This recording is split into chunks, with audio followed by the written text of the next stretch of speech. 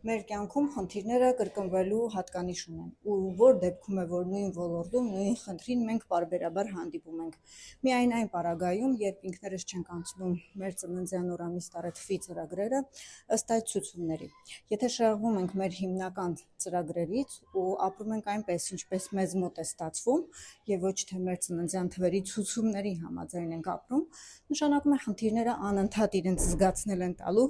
կյանքի տարբեր ոլորտներում։ Անձնական, գործնական, ֆինանսական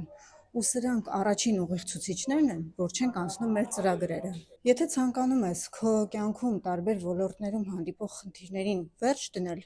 տարբերակը ծննդյան թվերի ծրագրերը համաձայն ցուցումների անցնելն է։